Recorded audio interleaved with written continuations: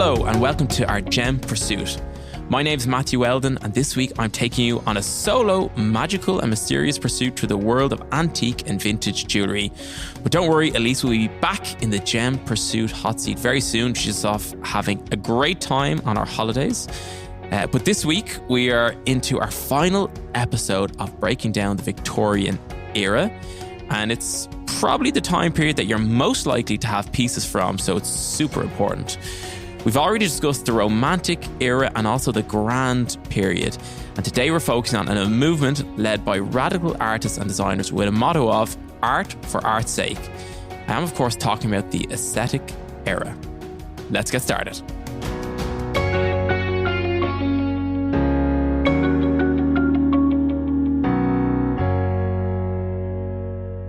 So as anyone who's been listening to our podcast recently will have heard, we have been talking about the Victorian era, which goes from 1837 to 1901. So it is one of the longest periods for antique jewellery, spanning a very long time, 64 years or so.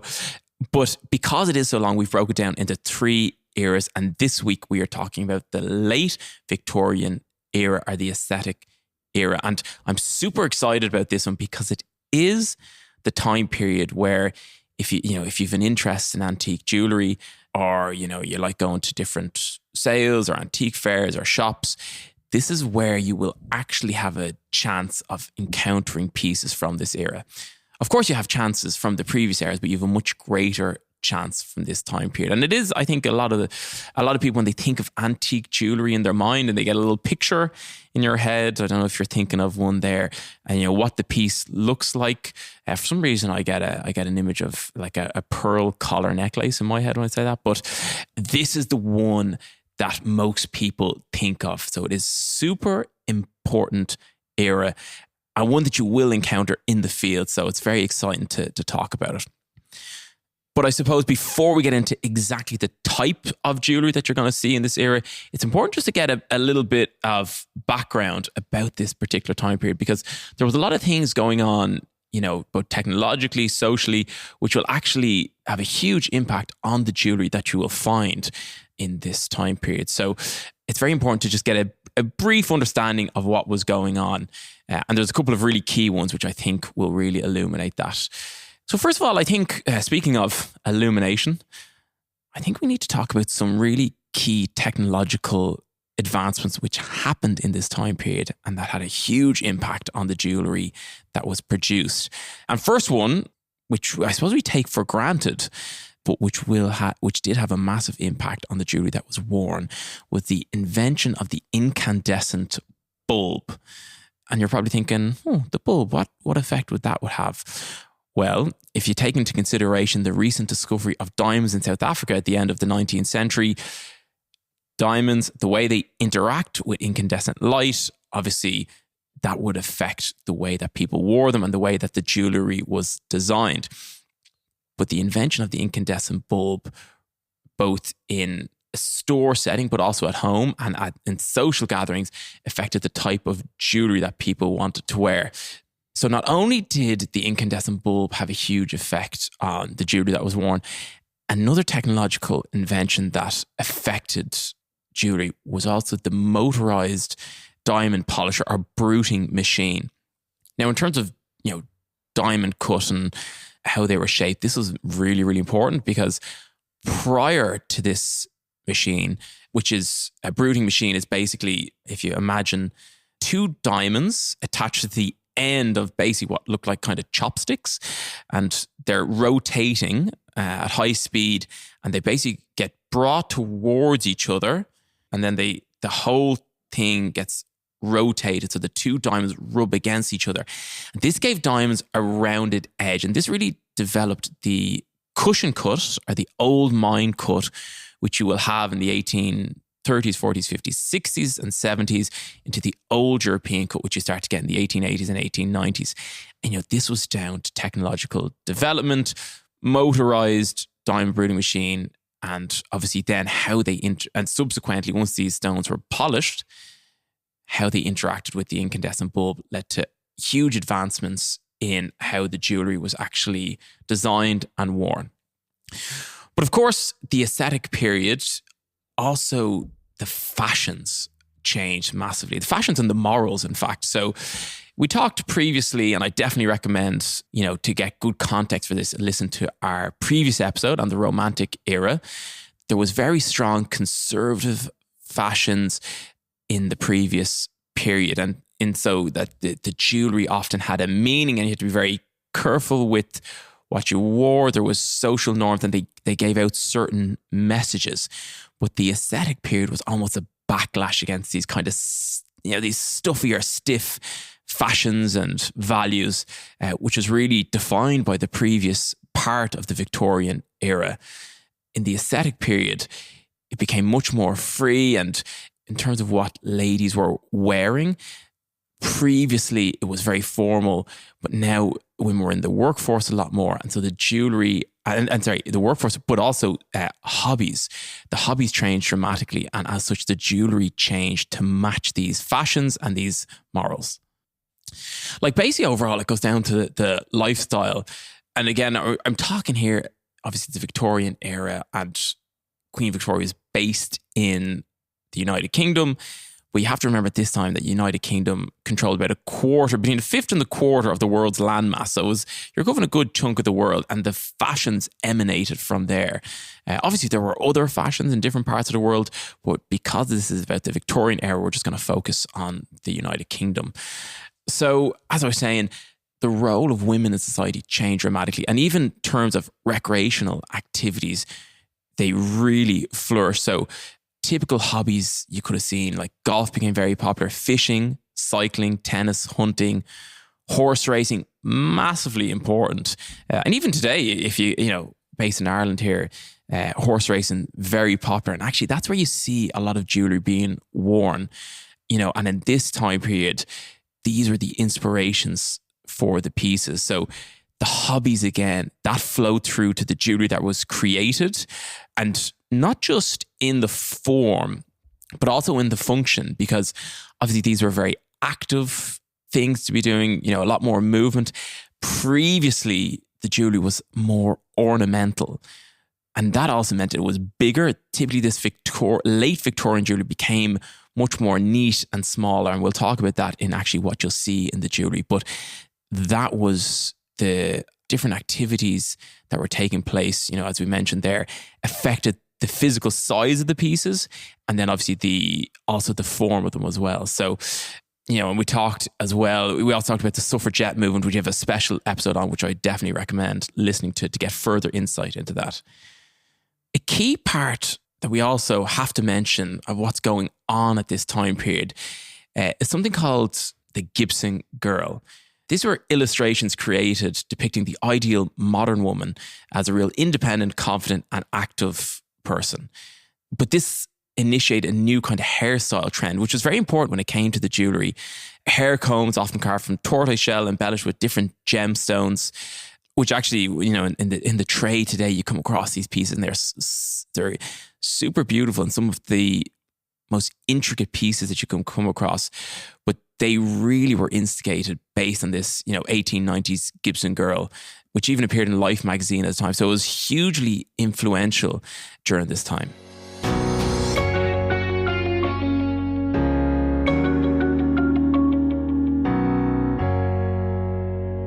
So that was a bit of background to the late Victorian period, but it's super important now that we see how these different social and technological factors came through into the jewellery.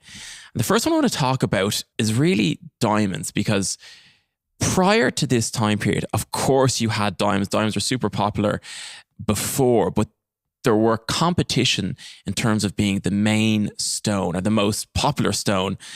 Today, when we think of the big four gemstones, we think of diamond, sapphire, emerald, and ruby. But prior to kind of the 1890s or 1880s, you also had amethyst, which would have been called one of the cardinal gems. And it was at this time period that diamonds really came to the fore. In fact, it was 1886 that Tiffany & Co. introduced the 6-pronged diamond setting, which really popularized the diamond solitaire ring. If you were to ask kind of like a child to draw a diamond ring, they would probably come across something typically like the Tiffany & Co. six-prong ring. And it was during this time period, during the aesthetic period in 1886, that this particular type of setting became popularized. Now, it probably wasn't until the 1950s that it became the mainstream for pretty much all all engagement rings, but it first came into the public domain in 1886. But actually, in this time period as well, you didn't just get wedding rings and engagement rings. You also got Victorian wedding bangles, which are, in the trade, very desirable things to get, often misallocated to something else. These are typically kind of gold bracelets which resembled handcuffs, and they were often equipped with a lock and key, which, when I was reading about these, obviously it brings to mind the Cartier Love Bangle, which really, super popular at the moment. But people often think of the Cartier Love Bangle as being, a fresh idea when it came out, but it was, as a lot of jewellery is, it was inspired by Victorian wedding bangles. And in addition to, Cartier Love Bangles, which were initially thought as gifts between a couple, but now they're worn for style or fashion reasons, Victorian wedding bangles, the exact same thing happened. They were originally gifts between the betrothed couple, but then because they became so fashionable, people just started wearing them anyway, which is a pretty, it's almost like history has repeated itself, but almost 80 years apart. But going back to the diamonds for a second, by the 1880s, colourless stones and jewels like diamonds, but also pearls, were massively in vogue. And as I said, this was really instigated by the widespread use of electric light, which flattered diamonds, which also made bright golds and enamels look it was considered they were to be a bit more cheap and a little bit uncouth. So the stones, these diamonds, reacted very well with the light in a non kind of garish way. Because don't forget the jewellery previous to this time period was quite heavy. It was ornate. Like today, we really appreciate the Romantic era and the Grand period because it's so detailed and so ornate. It's incredible goldsmithing. But in the late 1880s and 1890s, it went out of fashion. So, also you have to remember just before this time period that the diamonds were found in South Africa, so they became more available as well, which coupled together with electric light really made diamonds super important at this time. They were still the preferred gem for special occasions. So Revere necklaces, which are the ones that have diamonds graduating in size, going the whole way around the neck, which again are actually super desirable at the moment. Tiaras, bracelets, they could be silver topped. They could also be set in platinum because platinum is coming into the jewellery now. Very delicate, much more delicate than in previous eras. So if you're looking at these pieces and you have very heavy gold pieces, quite ornate, you're talking mid-Victorian. But as you get to these lighter styles, you're getting towards late Victorian and the aesthetic period.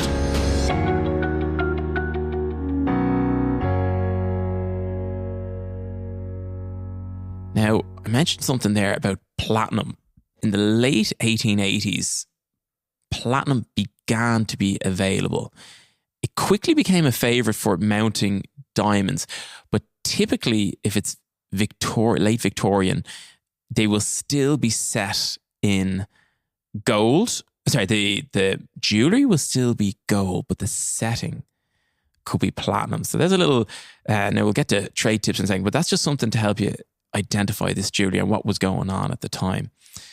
Again, look at the diamonds. The bruting or girdling machine for diamonds was patented in England at the time in 1891. So you're going to find round stones rather than the old cushion cuts. Although rose cuts, old mine cuts, cabochon cuts, they remained in fashion in addition to the old European cut. You'll see a lot of pearl jewellery at this time as well.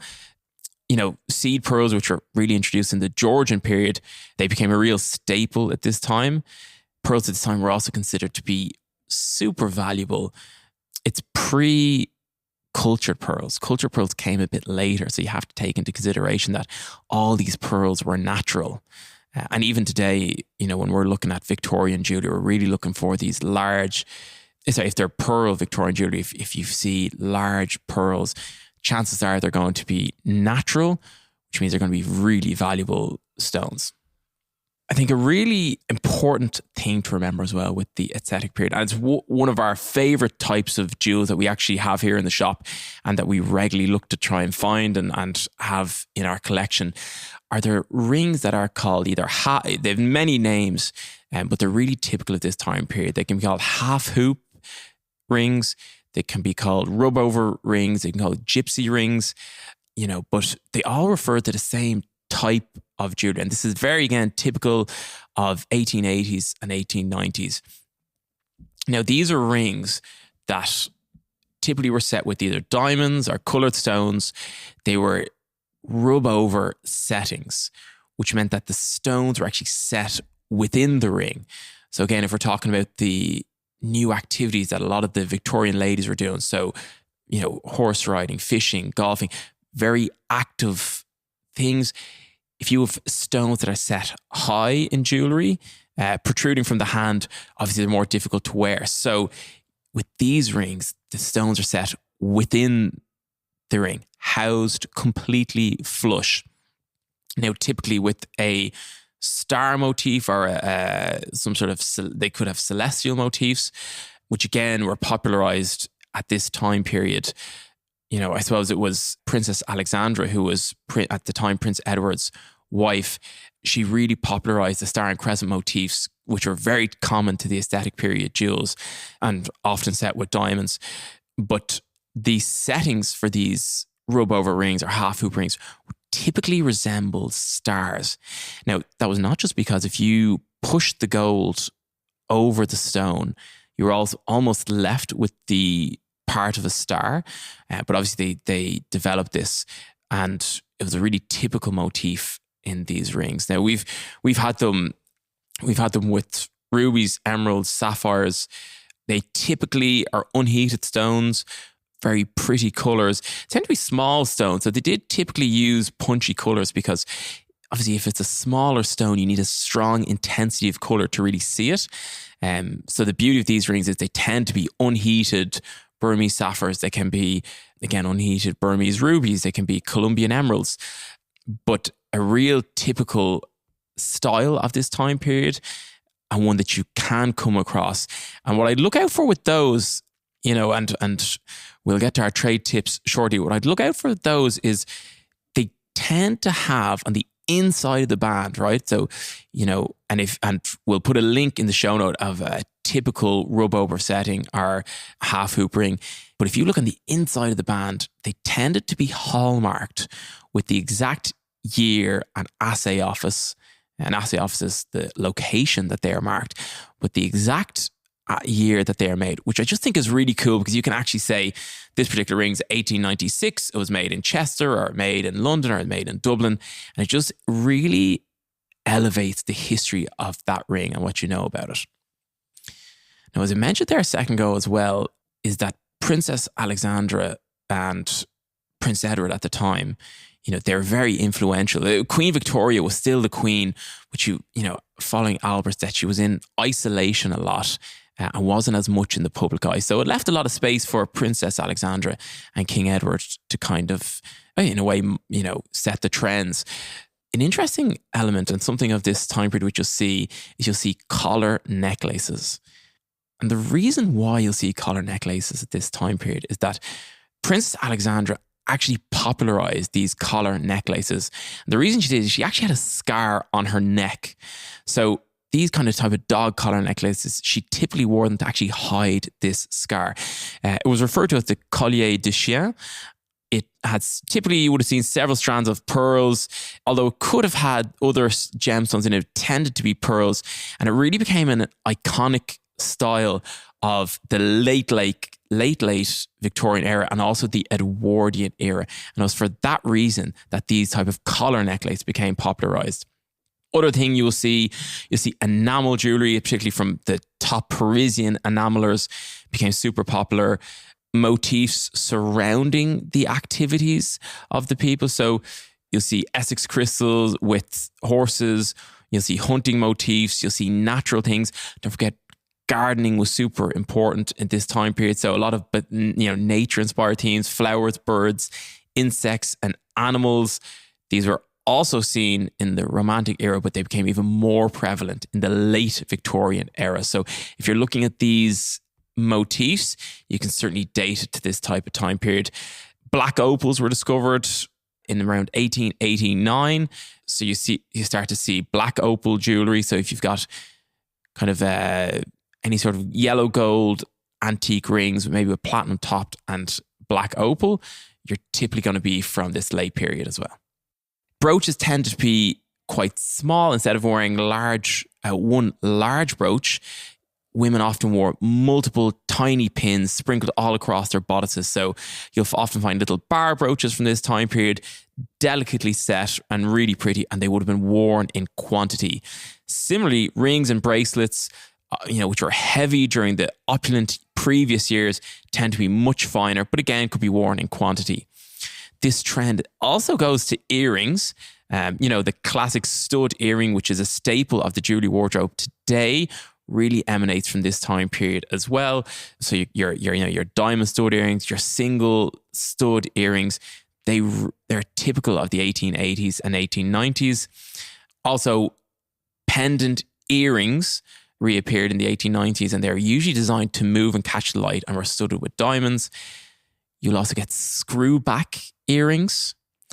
These actually, I've seen these mechanisms before, and it's always a conflict in the shop. What do we do with them? Because they are super well made. They're actually patented, this screw back mechanism that kind of you screw the earring and they kind of squeeze the earlobe, and that's how they stay in place. They were for non-pierced ears, and it was in 1894 that this particular mechanism was patented. The problem is with today, a lot of people do have pierced ears, and these mechanisms don't really work for today, but they're so well made that we always leave them on, and eventually someone who would own pierced ears will find them, but it's a really nice mechanism. I remember I had a pair of natural pearl Swedish earrings from this time period with this screw back mechanism. And we had to have them for a little while, I'd say, because obviously they weren't for pierced ears, and you could have converted them, but we always tend to leave them as they were. And the last thing to note about that is you'll also get a lot of convertible jewellery. So we're lucky enough to have a couple of convertible tiaras into necklaces, brooches that would become pendants, rings that would become necklaces or pendants, and converting the jewellery and getting the most use out of it was super important in the late Victorian era.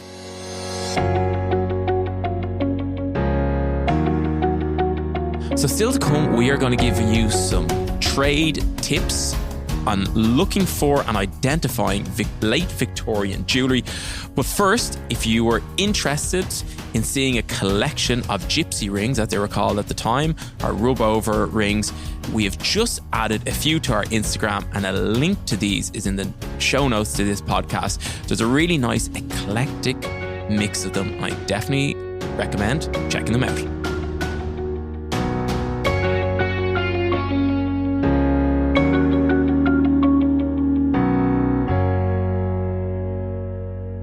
Finally, the other thing to remember with the jewellery of this time, this time period, it was starting to overlap with the Belle Epoque as well. Very few wars internationally.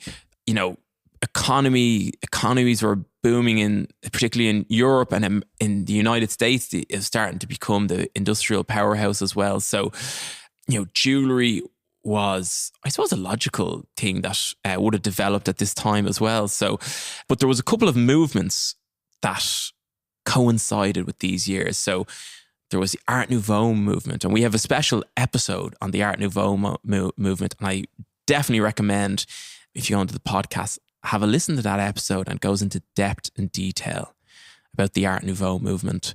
Another one is the arts and crafts movement. And, this is super divides people in the jewellery industry. I'm sure Elise is sunning herself on a beach right now, albeit she messaged me the other day and said it's actually quite cold in Australia, which I was a bit surprised of. The sun is beaming out of the sky here in Ireland this morning. But the arts and crafts movement divides people. I really like it. Elise isn't a big fan of it, but it was a backlash. And again, this is what the aesthetic period was about. It was art for arts form. It wasn't, things had to be handmade. It was an environment where the craftsperson could, make it from scratch to the finished product. And the arts and crafts movement, which happened this time, was the epitome of that. Sort of medieval style workshops where the person would pick the gemstones. They'd take the gold, kind of mold it around the gemstones without too much perversion of the materials. It sounds so idealistic, I suppose, but the thing that happened though with the arts and crafts movement, which I love good arts and crafts jewellery, is that you have to think, even today in our store, we have our own workshop, which, can repair antique jewellery. It's, great stone setters, can make rings, when we need to. But there's so many skills involved in actually completing a finished piece of jewellery. So it's not just actually the metal. You have to work with the stones. You have to be able to polish the stones. You have to be able to set the stones. If you're using enamel, you have to be able to fire the enamel. If you're, even different metals like silver requires different treatment to gold. Platinum, which was being used, required different treatment to both of those. So if you think that the idea was to have something that was made from start to finish, it was so rare to find someone who could actually do all of the steps in that perfectly. So often some people thought it was amateurish, some arts and crafts really, but it wasn't that. It was part of the movement. But that's why some people just, don't gravitate towards it, should we say. But, these arts and crafts people were the first major critics of the Industrial Revolution. And again, they didn't like the way that, the industrialization drove mass crowds of laborers towards cities, and then overcrowding happened. Housing wasn't ideal. But the irony of it was that the only people who could actually afford arts and crafts jewellery was, very discerning, kind of well-to-do types, because it took so long for someone to make it and it was all done by hand. The cost of it was actually, at the time, was quite high. Also key to note that the arts and craft movement, it existed in the United Kingdom, United States, under that name, the arts and crafts movement. But the two strands were very different, in terms of their attitudes towards the industrialization. In Britain or the UK, the arts and crafts artists and designers tended to be quite negative or ambivalent towards the role of machinery in the creative process, whereas the Americans tended to embrace the machine more readily. Probably to do with the timing, the industrialization had happened for longer in the UK, so there was a longer time for a movement against it to kind of gather speed. But when we talk about arts and crafts jewelry, you have to make the distinction between the UK and the US.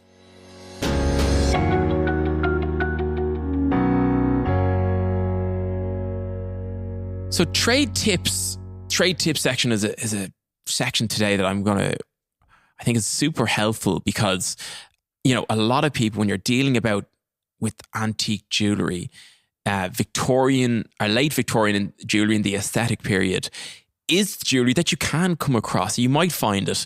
So it's super relevant to people who are either starting in the trade or people who are in the trade and obviously just want to develop their knowledge of it. So the first tip I would say to you is you got to have the right tools, right? So in terms of identifying the age, as I mentioned in the jewelry section, a lot of this jewelry is hallmarked.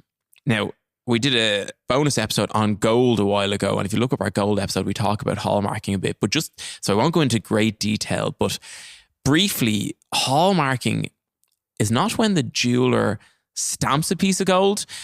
And jewelers do stamp their gold, 18 karat gold, 14 karat gold, 9 karat gold, 15 karat gold is a rare standard. But hallmarking is actually subsequent to this, or pre this, depending. You actually send your jewelry to an independent office, typically what they call an assay office or the hallmarking office. And what they do is they're unrelated to you. They're totally different business. And they actually test the gold and they stamp it what carat it is. It's one of the earliest forms of consumer protection. But what this did was it let you know which office it was, and it also let you know what date, what year it was stamped. And I mean, this is something I really love.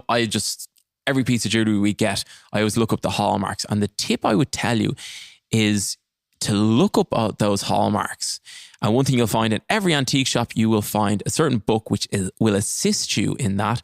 And that is the Bradbury's Book of Hallmarks. And it's a little pocket-sized book. I don't know what size. It's like the size of a check, I suppose, like a small check.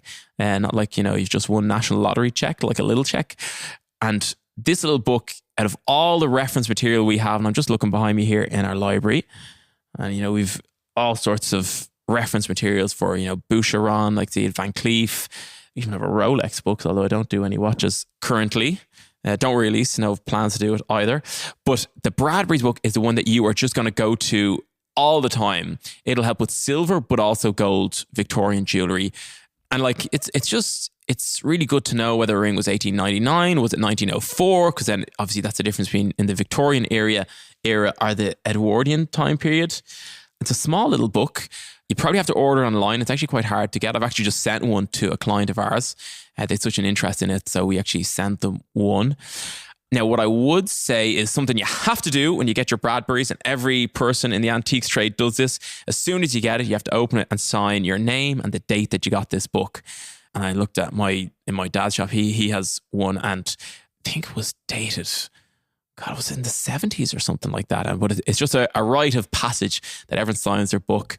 There's pages falling out of his and covers are totally frayed. But I would definitely recommend, it probably should be one of the first books in your collection is a Bradbury's book. And as I said, if you're out at a trade show, an antique show, or you're going around antique shops, you have your little Bradbury's book, your loop, and you'll be set to go.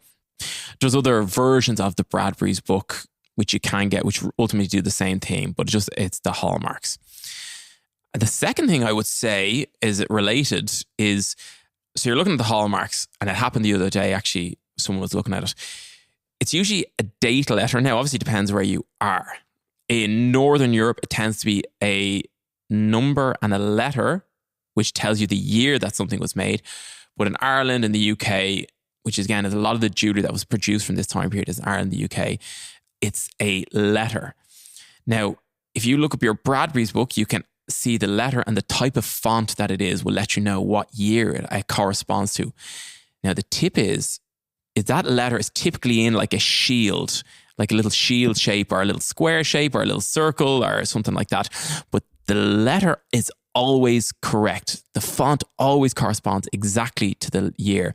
But the shield shape does not necessarily always correlate. So if you see a letter and you think, okay, that's 1898, you think, oh, that's unusual.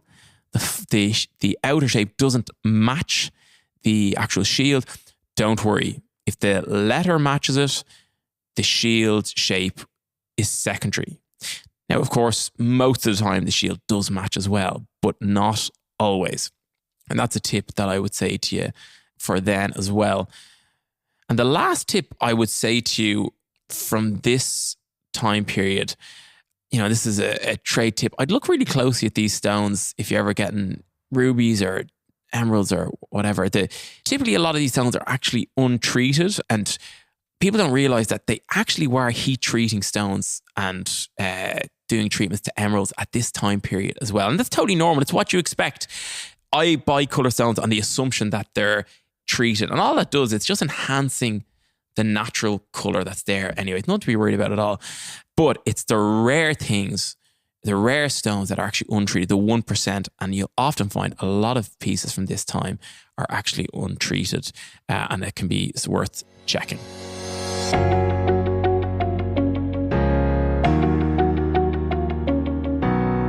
So thank you for listening, and we hope you enjoyed the show.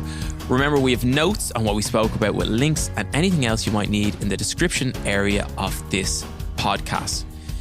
As always, thanks to our researcher, Veronique Gauguin, and our podcast producer, dustpod.io. And of course, my co-host, Elise Ketcher, who is on her holidays at the moment. Elise, I hope you're having a great time and look forward to getting back in the podcast hot seat very soon. And of course, that brings to an end our mini-series on the Victorian era. But don't despair, because up next, we've been to Paris to see the Museum des Arts Décoratifs, and we have an in-depth analysis of the amazing jewellery collection there.